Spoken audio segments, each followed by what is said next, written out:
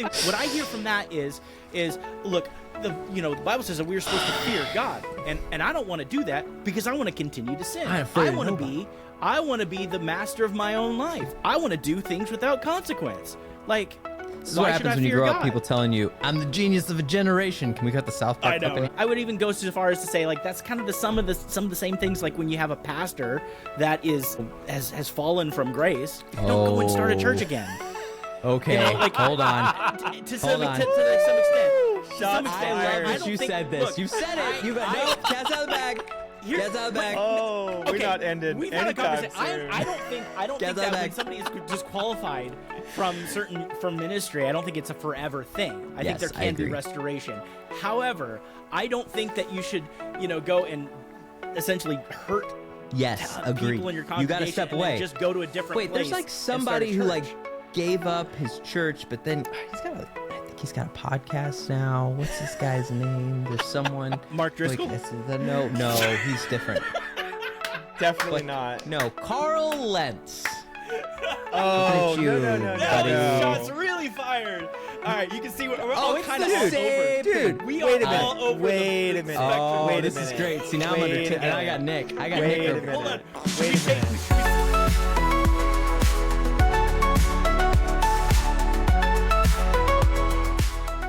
Welcome to the I'm Telling God About This podcast. As you know, and some of us in particular, have made a great hurrah of various celebrity conversions that have happened. And others of us, who shall remain nameless, have advised caution as we get very excited about new souls being added to the kingdom. And so today, we wanted to do a look back on a particular example of a conversion that I seem to remember a younger Josh Hughes, sharing this person's album with me and the glories of, Christ's grace impacting his life, and me being reticent to, jump in with both feet on the significance of that. So today we're going to be talking about I don't want to say train wreck, because that seems mean, but the happenings around a Mr. West that we have seen over the past couple of weeks.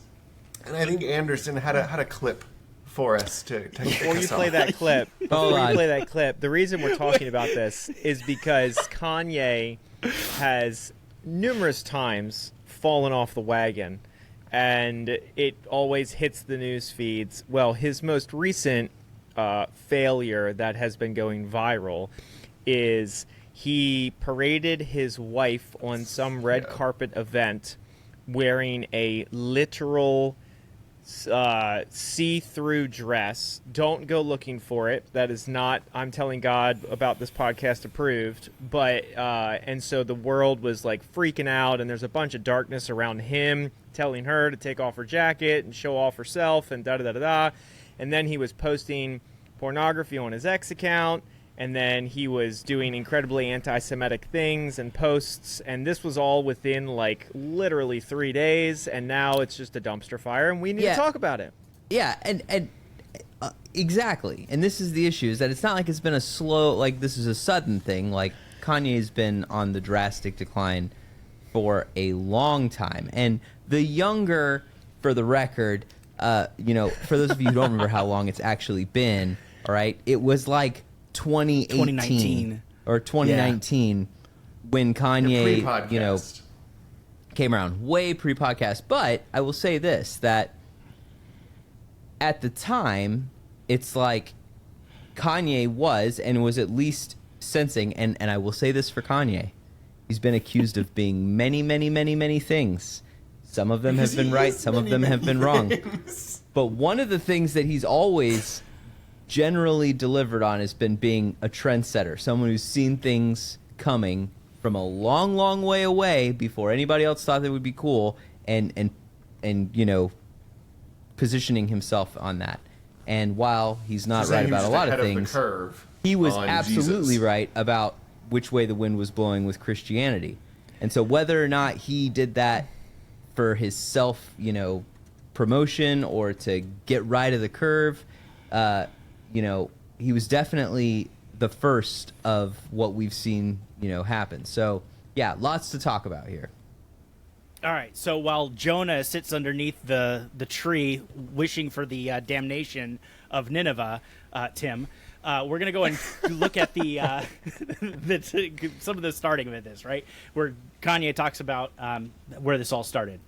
In 2016, I wrote "Start a Church in Calabasas," and as we left from 2018 going into 2019, I said I'm not gonna let one Sunday go by without starting this church.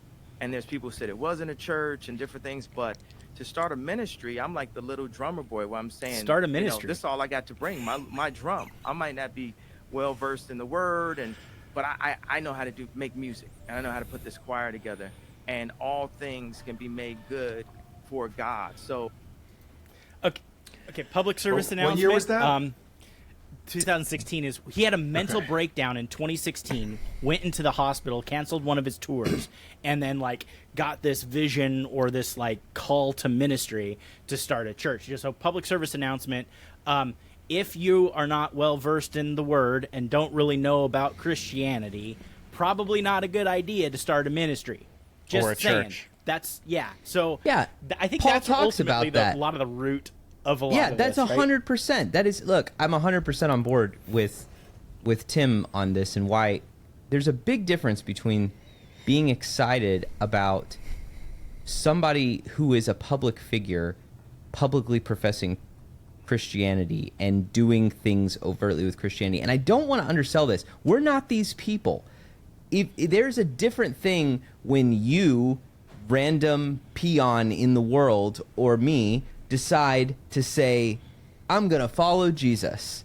Nobody cares but Jesus, and that's enough, right? That's enough. But Right. when somebody whose entire life is public and their entire life is scrutinized, and every piece of clothing that they wear when they go out of the house, when they decide to stand up and say overtly and raise the flag and say, I'm part of the team, like, that's not the same as when we decide to do that. So it's not an inconsequential thing. But the problem is that then the church and Christians want to latch on to this person because they have that platform, because they have those things, and they want to ascribe to them like, oh, you can lead, you can start a church. And we don't have that sense of like, we don't have that sense of caution that Paul admonishes, is why zealots and new believers shouldn't become, leaders in the church. Like, great, you have a platform, but you're not a spiritual leader. You found Jesus, Right. You have a platform, you're not a spiritual leader.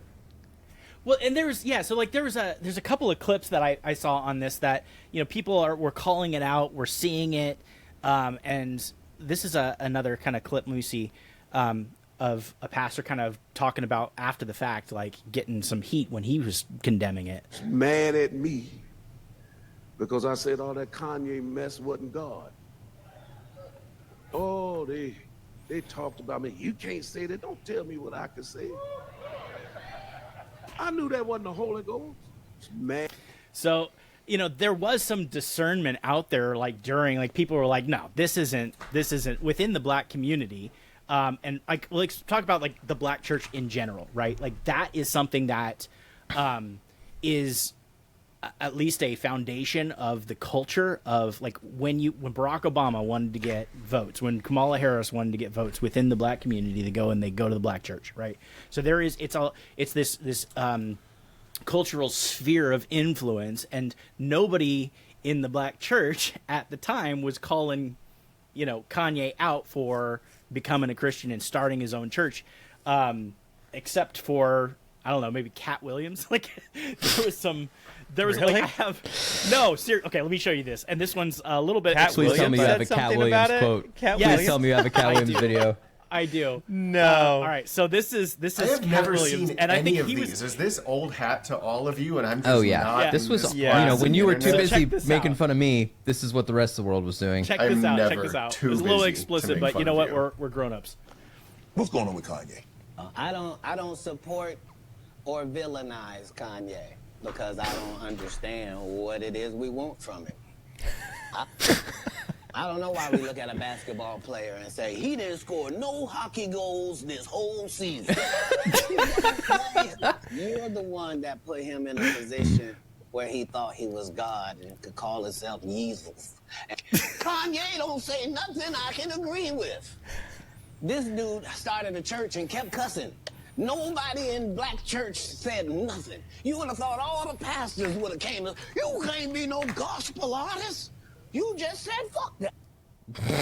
Nobody said nothing because TD Jakes over there with Pete in it. Like, Oh my gosh! I had no idea. Definitely Cat gonna Williams have to said beep that out. If you're watching this, and we didn't, we tried. Well, yeah. Okay. All right. No, go ahead, Nick. You had Tim. Go ahead, Tim. So I'm actually torn on this because as much as I'm the guy who's like, can we not have a geek out about Russell Brand being Christian or whatever, as much as that's my instinct, I'm also not interested in being the sincerity police on the Damascus Road, as it were. And so Say more. It's kind of the mirror side of what Hughes was saying was don't make these people leaders, obviously, but also like if they speak foolishly or from incomplete understanding, which is not surprising, like hopefully there's someone there to gently say, hey, look, I know that you feel that you have taken your first step into this Praise the Lord. huge world because you can suddenly, and this is an impactful thing, when you look back on your former actions with a sense of repudiation, you feel like you have completely transformed all at once. And in one sense you have, but there's a whole process we call sanctification that's supposed to take place after that, and being able to repudiate and extol extol the evils of your past vices. Like, that's not new information. Like, I get that it's new to the person experiencing it, and that's a big deal, but it's not new to everybody. It's like that's not truth. That's not the gospel. That's just you looking at your past self and accurately evaluating your senses, your state as a sinner. And so you don't want to be either of those things. You don't want to be saying, well, I don't think your salvation has been sufficiently demonstrated. That's not how I think new Christians are going to behave in a whole lot of really weird ways, and because the idea that they're a complete novice in this realm, especially if they're very accomplished in some other areas of their life. And you see that, I definitely see that with Russell Brand, where because he has a high depth and breadth of experience in like various philosophy, and you kind of see that cross-pollinating his theology, right, that he tends to speak from a sense of knowing things that personally I think you should someone should tell him to approach maybe with a little more humility, right? And say, look, your own thoughts and experiences is kind of what led you to be the person that your salvation repudiated. So maybe your starting point needs to be the gospel and not your own thoughts about the gospel to the extent that you understand it today. So. No, I think that's well put. And I would say, too, the reason we're talking about this, which I think is important to acknowledge, right? Like, we're not here saying, oh, Kanye, look at his fall from grace. He was never a Christian. He's not saved. And we're going to speak to his soul in that regard. I think more than anything else, the thread of our conversation has been there's this interesting cultural Christianity thing that's been happening. There's a good argument that Kanye was one of the first. And then I think so, you're right. And then now, you have Justin Bieber early on in that same time frame, but I think Kanye may have been one of the first. And then it's like, okay, so what do we do with it now? He made an amazing album. He did have a beautiful gospel choir thing taking place. He, I would say, did honor God with some of his actions, irregardless of the fact that I think we all agree he should have never started a church. And so, I don't know, for me, I enjoy working through this because I'm a dude in culture who likes to listen to music and loved Kanye's album. And the fact that he wrote a song about Chick-fil-A was like my jam. And I'm not going to say whether or not I listen to that song every time I go eat Chick-fil-A or not. But either way, I think it's just important to acknowledge, like, hey, he has had these psychotic breaks. He's admitted himself. And I think what's happening right now, what we saw just recently happen, is a man who is unwell in the head. And this has been said publicly about him. Right. I'm not the one who came up with this idea. And so in a way, I'm lamenting this Kanye story because it's like he does need wise counsel and people to come around him. And I don't think he is lost per se, but man, he is way far down off the horse and off the wagon. Right. Yeah. And I mean, he had during his church days where he had a reformed preacher following him around, giving messages, preaching the gospel. So anyway, here's an interesting clip that I wanted to also share, kind of talking about exactly what we're talking about here. So let me. If you're Kanye and you find Jesus for one moment for real, genuinely find Jesus, all of the forces of hell will oppose you. Yeah. And then you'll ask Joe Rogan, you know how much the world costs? Because I'm going to buy the world, or whatever. Whatever he said. Why did he lose his mind? Why did Bob Dylan, like, he's gunning for Jesus, there's this wave of salvation's happening, and then the same thing happens to him. When a shallow, famous person gets saved in their faith and they're not rooted and grounded, it's almost a guarantee that they're going to get shot. Russell Brand right now kind of go through that. He's in it right now. You mean something we're watching? Brand? Yeah. Pastor Brand? Pastor Brand. Is that the worst people to those people are Christians. Yeah. By far, The worst people that people say your conversion's not real. If it was real, you do X, Y, Z. You're not doing this. You can't really be that on fire for God. This is an act. This is all. You're a psyop. You are a, fill in the, all coming from Josh. Christian. Because they become, judge on like God on the throne. Yes, not Jesus. I mean, just think of the irony of that, like Rod Brush. Yeah, go ahead and kill this real quick. We get the idea.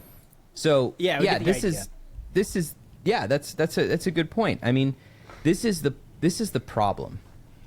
They're not set up for success, and I believe that this is what Jesus was talking about when he said, hey, it's easier, for a camel to go through the eye of the needle than a rich man enter the kingdom of heaven. Like, there's a lot of reasons why that parallels. When you have, as Joe Rogan coins it, and not to be the crass term, but FU money. Right? And you can do whatever you want, and you're not dependent on anybody. Or you're like what's his name, Tom Cruise. He goes on and he's telling the story about how he gets to do these crazy stunts, and he's like, he goes to the safety guy and he lays out what he wants to do, and the safety guy says no, and so Tom Cruise says, so I get another safety guy.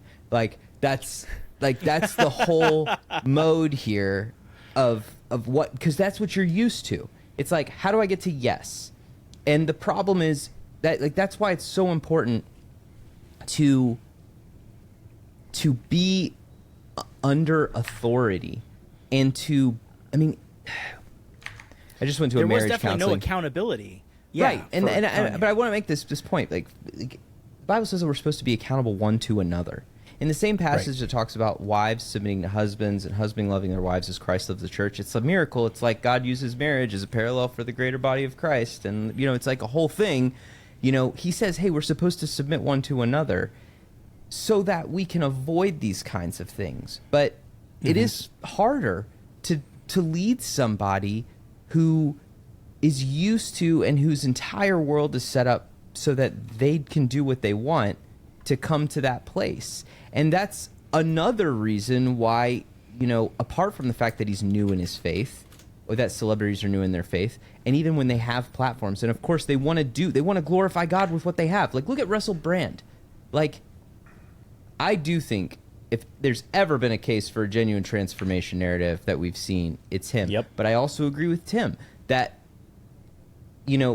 his brand, no pun intended, is spirituality. It is this. And so for him, it's an obvious thing to say, this thing that I do, God, I'm going to now do that for you.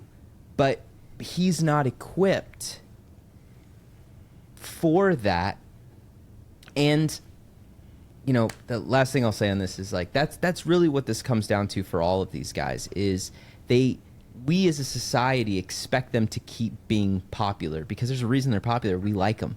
We like their music. Right. We like their insights. We think they're funny. We want them to keep doing their thing. And if they love Jesus, we want to see them do that for Jesus. Culture. It is. But at the end of the day, maybe what's necessary. And if I think to myself, what would I do if Russell Brand came up to me and was like, Josh, you're a pastor, like what should I do? I'd be like, I think you need to like step away from all of this. Like all of it. Your platform, everything. Well, that's my livelihood. That's my hey man. Like because if you want to do this for the glory of God, you have to take the risk that comes with that. You have to recognize that if you open your mouth, people are going to listen. And is it responsible? Right. Are you prepared for that? Are you willing to take on that? Are you willing to take that on? I don't know if I agree with you, but that's an interesting comment. Why? Around no, go ahead. Tell me why. Well, so if it is this fictitious Russell Brand scenario and he says, hey, Josh, what should I do? I want to seek the face of Jesus, and I've just had this conversion experience, and I'm on fire. I would say, from someone who has watched Russell Brand very closely, he took a fairly humble posture throughout his salvation experience. He did submit himself to individuals. Bear Grylls is one. I'm not saying he was the dude's pastor or anything, but that's all that to there's say, others, not just Bear Grylls. Yeah. That was just an example. But all that to say, all right, you love Jesus now, but you happen to be a celebrity. The only answer is shut down your world and seek the face of Jesus. Yeah, I don't mean shut down your world, but I mean you are accountable for what you teach, and you're accountable for the platform you have. It is a higher risk for that individual to open their mouth I agree about with that. anything. And that's what I'm saying. So what I'm saying is by fame, to go with the previous point, looking at Kanye, right? And let's bring this back to Kanye, because this is the whole deal. Whatever he wears, whatever he says, whatever he does, and his ignorance and even his mental illness, things he doesn't even know are contrary to the character and nature of God. But every single pastor who watches him is doing a giant face palm every time he opens his mouth, because and it's saying is this is as a pastor, if he comes to me, it would be irresponsible of me. That would be like the worship guy that all the kids love, who's really good at guitar and has a really pretty voice, me saying, hey man, you got it on Sunday. No, dude, they love you. They love you. Just go. You tell them. Like, you go, hey, you know what? And I'll tell you what, you should teach, and I'm going to let you cover this thing. Hold on. How is that different? That's not what we're saying. We're just saying a dude now loves Jesus and wants to keep loving him. I'm agreeing with you that he shouldn't all of a sudden start a church, have a pulpit, and we're not having hold on. No. Hold on. We're not having a conversation of a stripper or an OnlyFans model who says, I love Jesus now, should I keep doing OnlyFans? That's not the conversation we're having. Right. How is it different, though? Yes, Anderson? So can I bring, I'm sorry, Tim, you wanted to say something, but let me just put this perspective, okay? What I think, I kind of agree with both of you, maybe you can bring some cohesion here. Josh, what you're saying is, like, be careful, because your platform, if you're going to be a brand new Christian, you're putting yourself at risk, and you are a platform. So maybe you should walk away from it. And what Nick is saying is like, hold on, back off. Maybe that's not the true thing. What you should do, you shouldn't give up your livelihood. Here's what I'm saying that I think that might be work. You could still be a Christian. You could still have your platform, but don't use it as a pulpit. Not yet, at least. Agreed. Can I give you an example of what I think Josh Hughes is talking about? It's not widely known, I guess, but when Jane Fonda, her famous husband, whose name escapes me all of a sudden, when she got divorced. No one knows who Jane Fonda is. You know that. I know who Jane Fonda is. We're old. She would have been the Jennifer Lawrence of her day or whatever. Cool. That's fair. She's still alive. So she becomes a Christian basically and these are her words. She says she became a Christian basically in secret. And she was outed by someone who wanted to take credit for leading Jane Fonda to Christ, and she was irritated by that because she said, I'm suddenly being asked to account for, like what does it mean for you to be a Christian and blah, blah, blah, before she knew what it meant. Now, the epilogue to that is all that, she later fell into Gnosticism and found a version of Christianity that comported with things that she wanted to think anyway. And she's like, well, I don't like all this doctrine stuff. I like spirituality and that kind of thing. However, the way that she approached it has the ring of sincerity to me, which was to hold it closely and work it out, regardless of the fact that she didn't end up where I think we all think she probably should have. It, to me, looks like someone who was doing something in the pursuit of truth and not trying to then just turn around and reformat their celebrity platform into, I'm a Jesus celebrity now. No, what you just said I love. Man, I want to say it again, like, hold it closely and work it out. Like, in a way, we've had a theme of covering these different cultural Christian individuals, and it sounds like wise advice, at least from us, I believe we would all agree with this, is like, you can keep being you, bro, but hold it closely and work it out, and then I guess there's a natural progression somewhere. You see that in Jordan Peterson a lot, in his reticence to answer a lot of the direct questions. I think he's basically expressing that same kind of thing. It's like, I don't want to go off telling people what all these things mean or mean to me before I really even know. Yeah, but go ahead and subscribe to my 8-part walk through the book of Exodus. I know. Get out of here. Get out of here. Listen, I agree, but you're right. The tone, if it was actually that's what it comes across as. And I agree, Nick. I'm not saying these people, like, actors can't keep acting and they can't keep being celebrities. And I'm not saying that they can't say, I'm a Christian and I believe things. But the difference is you have to know when to stop talking. And it's much more important for them than it is for us, because people will take them, and it's just the sheer amount of, it's just the level of our society's general intelligence / willingness to, like, do critical thinking. It's irresponsible, and that's what kills me about certain people, especially artists like Kanye as a singer. And guys like Russell Brand, who are, even though he's an actor, he's a commentator and he was a radio star before he was a movie star, and like when he talks, people listen to him. And so I think that's what I mean, is that if they're coming to me, I would say, I know that you want to pivot hard because you've been profoundly impacted by the gospel, and you want to do what God made you as an artist, and he made you to do this thing. And there's a right way to do that. And the right way is slowly and with great, great fear and trembling, because the fear of the Lord is the beginning of wisdom, right? And that's the wise way to do it. And that's what I'm saying. I'm not saying, like, hey, cut off from the world, become a monk, give up fame, give up your platform. No, I'm not saying that. I'm just saying, which is what Shia LaBeouf did. Fear with, exactly. Just, fear and trembling. That's kind of what I'm getting at. Go ahead, Josh. I think Tim had something. You wanted to say something, Tim? Oh, yeah, just that we're seeing more and more of this kind of thing. Like, it seems like every other week we've got a new OnlyFans model who's, repudiating her former career, and then it's like, oh, what are you going to do? Well, I'm going to go get in front of a camera and look for attention in another way, Well, praise God, because what else were we going to clickbait people over? I mean, honestly, we need content, folks. We need content. Look, if you don't like getting clickbaited, subscribe and view. Tell your friends. Like, come on. Sorry, go ahead, Tim. Anyway, no, it's a shame because the best thing, I think the real question is, like, if you basically are a Christian, you've basically been here the whole time, as it were, and all of these things are starting to happen.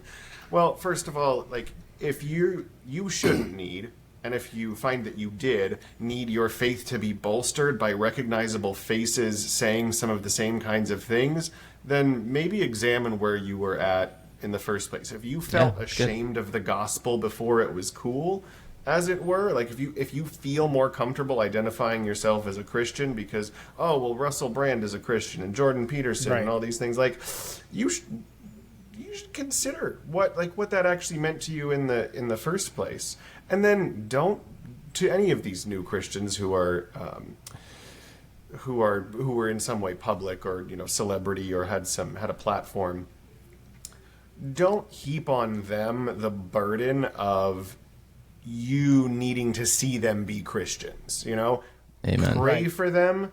Understand that the state that they're in is fraught with difficulty, because being able to look on the pitiable state of your past self and then being able to actually effectuate change in your life when all of a sudden, like, it's one thing to get saved and it's another thing to turn around and say, oh, I'm not supposed to do the sinful things that I like anymore. Like that, those are totally different experiences. And a lot of the people who, joyously want to distance themselves from their previous life will invariably find that there's challenges when it actually comes time to walk the walk, and the spiritual maturity is not even being able to accurately say the theological things. It's, have you been walking the walk? And only fruit. time can do that. Right? Fruit is the same. And this is a perfect segue into it. We talk about the parable of the sower and Jesus talking about the farmer going out to sowing a seed. You have some scattered seed that fell on a path and birds came and ate it. Some fell on the rocky place, and so it wasn't able to get much soil or root in, and so it came and sprang up quickly, but the soil was shallow. Then the sun came up and it scorched the plants and they withered because they didn't have any roots, and then other seed fell among the thorns, which grew up and choked out the plants.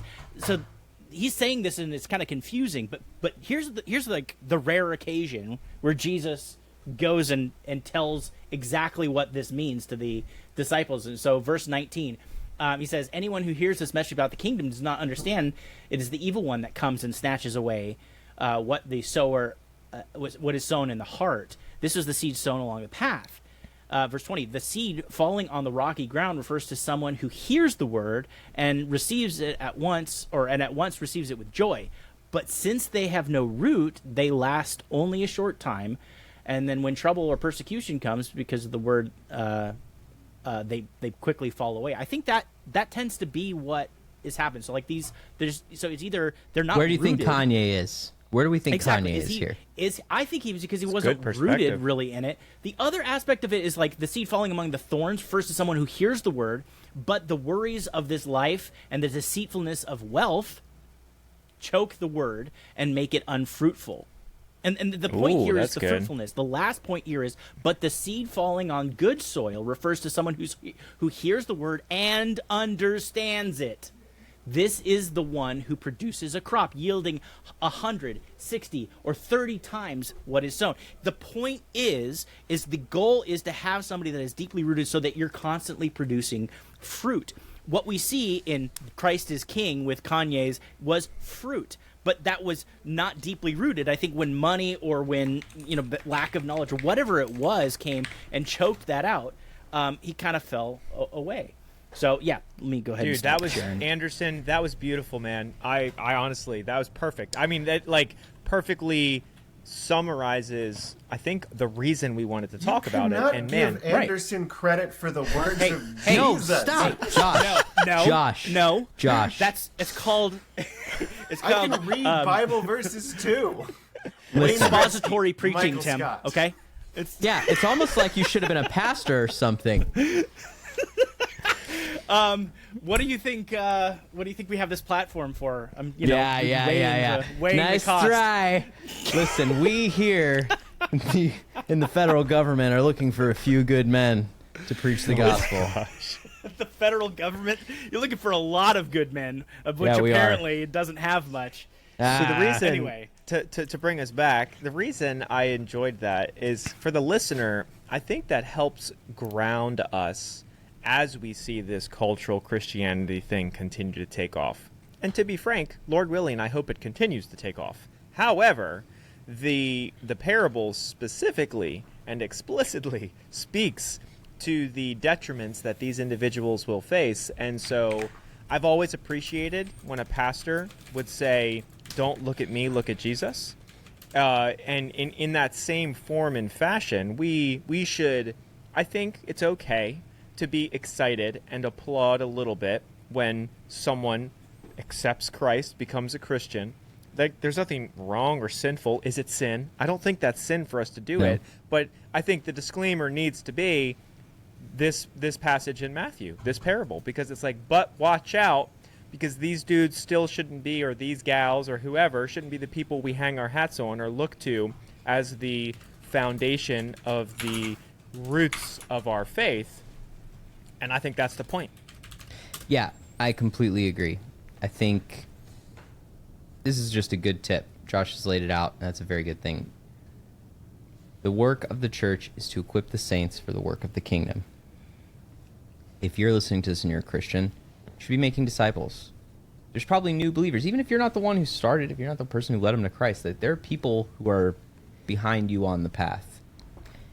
And this is the type of thing, if you're thinking, I hope as you're reading this or you're hearing this, that you're thinking to yourself like, oh, I'm going to have to remember that. Like, if you want to know what you share with a new believer or somebody when you're talking to them, it's like, or maybe there's somebody who claims to be a Christian and you're like, their life doesn't really reflect it and I don't really know how to deal with it. Like, this is what you do.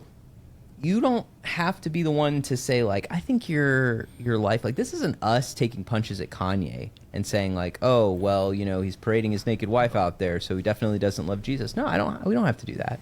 All we have to do is take the word, and we lay the word out, and then your life comes in contact with the word, and it's either congruent, it's in line with it, or it's not. And guess who's going to feel that? Them, right?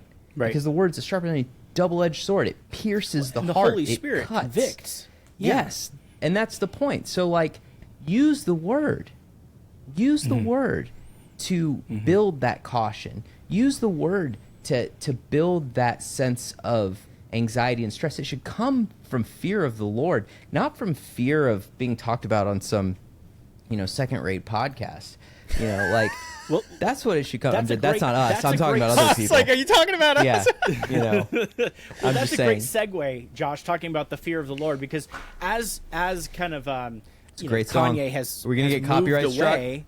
Be careful. No, we're not. We don't have any. I don't have any Kanye. It's not like we make money as on he's this at moved all. away, it's almost like you can see the people that you see the deconstruction videos, or even something like what Kanye is doing. It's almost like they're making excuses. Like, they know the truth, but they're bending it slightly so that they can give themselves permission to sin. So this is an interesting clip. Let me know what you guys think about this. Did Kanye just leave Christianity for this? Listen. You know, it's another thing I don't like in Christianity, the fear of God. If God is love, why should you fear him? Out of context. Because he's God. Everybody's going to die eventually. But I'm going to live my entire life with zero fear. I'm not going to jump in front of a train. Right. Be conscious. Right. Watch this. I have no fear, yet I wouldn't jump in front of a train. That's what the fear of God is. Like, the fear of God is not a fear of God like you fear a scary movie. Fear of God is not fear of God like you fear walking in a haunted mansion and there's clowns that jump out and scare you, right? That's not what the fear of God is. The fear of God is a reverence and a respect in the same way we fear gravity. So it's a fear in terms of a respect and a reverence. Come on, type amen if you. All right, so that's when it comes to this fear of God, Kanye is totally taking it out of what. Well, if God is love, then why would you be fearful of him, right? Well, that's a misunderstanding of what the fear of God is. And obviously, the perfect love casts out all fear. But when we're talking about the reverence and the awe, to say, we fear. They didn't have a word for God. anxiety. Exactly, but ultimately, what I hear from that is look, the Bible says that we're supposed to fear God, and I don't want to do that because I want to continue to sin. I want to be the master of my own life. I want to do things without consequence. Like, this is what happens when you grow up. People telling you, "I'm the genius of a generation." Can we cut the South Park clip in here, or will that get us copyright struck? No. Go ahead, Tim. Yeah, I mean, the thing about I actually dislike the modern inclination to remove all of the elements of literal fear the way we understand it in English from the biblical concept, because they're not unrelated. The idea that, it just means respect. That's not true. We are told to fear him who can destroy both body and soul in hell. He's not talking about Satan. Okay, so the idea that fear means something other than what the word fear means, like the Bible was translated into English. The word fear was chosen for a reason. They didn't change. They didn't translate it as respect. The respect still don't of the translate Lord. it as respect. Yeah. Well, and so I don't be want careful though not to go a little bit too far too on that heavily. though. I don't think it is. Do you think it is? I don't think it is. I don't. Sorry, I don't want to step on the point. Go ahead, Tim. I think you're right. No, what you're saying is, I think it's just taken too far. Oftentimes with like the Jonathan Edwards and the aspects of things. I knew Hold on. You said Edwards. This is going to happen. All right, listen. Okay, Edwards was the wrong choice. Sinners in the hands of an angry God, right? Yes, for those of you who don't know, sinners in the hands of an angry God. God is not angry with you. He doesn't hate you. That's not true. But the fear is real. God does hate and destroy, and he will destroy, evil, and he will reconcile all people. Like, he's provided a way. There's love, there's grace, and all that stuff. But like, I'm not gonna lie to you. Like, fear of the Lord is the beginning of wisdom. Yes, it's what terrifies me. I'm preaching this Sunday. I'm working on, my sermon. I'm not concerned about what the people in the audience are going to think, in the congregation are going to think. I'm worried about that's a great posture. That's something that I'm going to say is going to come back on me. It's terrifying. I had a soldier. I've had this conversation with where he struggled all the time to get to the right place, to be in the right uniform, to do all these different things, right? And I couldn't figure out, like, how to motivate him. And I remember sitting down and talking with him, and I said, do you know why I show up the right place, the right time, in the right uniform? The reason I am prepared when I show up these places, it's because I'm afraid. I'm afraid of the inevitable and promised consequences of failing to do one of these things. Or, even more than that, what the impact of that will be on my ministry, which has been given to me as a blessing. Like, I don't want that to go. So yes, it is fear. Like, this notion in our society that anxiety is bad is bananas. Like, anxiety exists in you. You have anxiety for a reason. Now, that anxiety might be rooted in a lie from Satan. That might be true. But I'm going to tell you something. Being a healthy, growing Christian exists with anxiety. Mm-hmm. Well, and it's there's just real. It's a good point to make. What happened? What did the angels say when they showed up and they talked with humanity? What was the first thing that they say? Right. Don't be afraid. Don't be afraid. Fear not. Yeah, fear's right? real. Like, the amount of terrifying, like, glory that an Elohim, an angel, a divine that's actually being, experiencing that. That's experiencing it, right? And I think the point that I was just making is God is not, like, actively hating you and actively wanting your destruction. No. What I'm saying, but that's what I was kind of getting at. But yes, sorry, Tim, I didn't mean to step on you there. No, you did exactly what I wanted you to do, which was disagree with me. So. Okay. Give me an excuse. In the end, he wins. No, yeah. So, but yeah, I think that's a good, like, having that healthy fear around it is the same exact thing that I don't see from some of these conversion stories. Like, for instance, you have the OnlyFans model, this girl Nala, right? And she becomes a Christian. She shuts down her OnlyFans. Is that the same name as the lion from Lion King? Nala, yes. Yeah, I guess. But anyway. So, her dad's a pastor, but I question his judgment if he named her that. Exactly. So I was thinking it. She walks away, and it's not like a Russell Brand situation. It's not like you can continue your platform because it is making you money, Like, it's a different situation. Oh, it's just so long as I don't preach the gospel on my OnlyFans, I can still do OnlyFans. No. You are living a life of sin. This is a get out of it, and this is exactly like Josh is like, step away, right? That's that kind of moment. Here's the thing that I would go even further.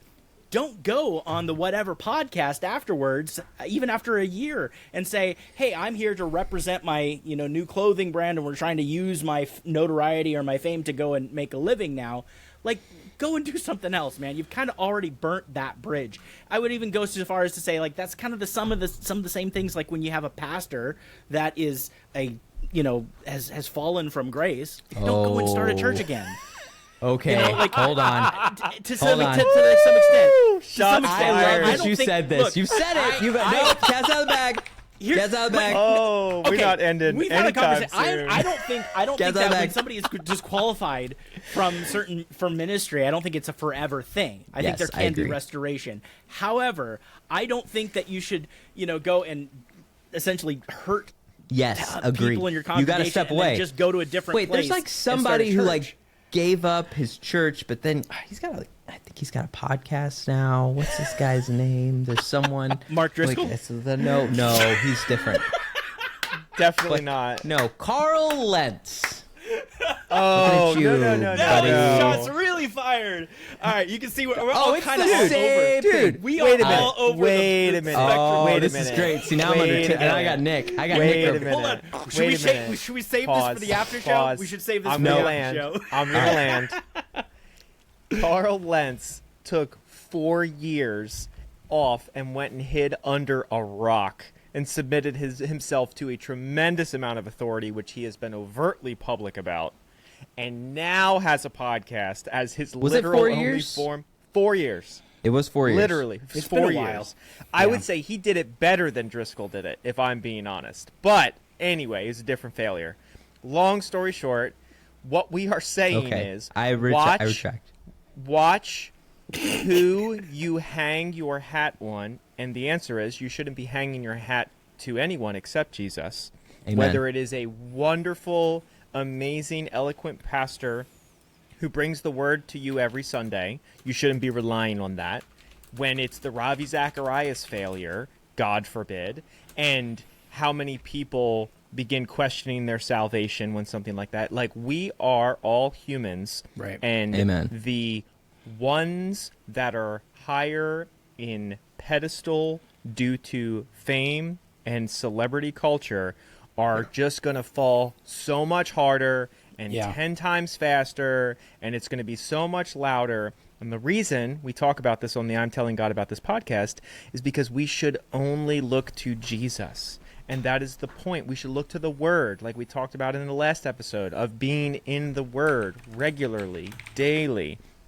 And so this stuff is going to happen in and around us in culture. And just like that scripture said in Matthew, right? Like, we want to be, first, we want to be the ones that have deep roots, that have our roots going deep, that are not the other, the sun doesn't scorch us out and we dry up and the thorns don't choke us out. Like, we want to be those individuals. And then for others around us, we want to be inviting them into that same deep-rooted path. And so if you've been here, join us on the deep-rooted path. This is the I'm Telling God About This podcast, and we've been loving the comments, so hop into the comments, give us an idea of any episode or topic you want us to do. We have a special guest next week. You guys are going to love it. We're going to start introducing some special guests. If there's somebody you want us to be talking to or a topic you want us to discuss, we have a lot of pull, so tune in next time for Theology of Shame. This has been another episode. We'll see you guys soon.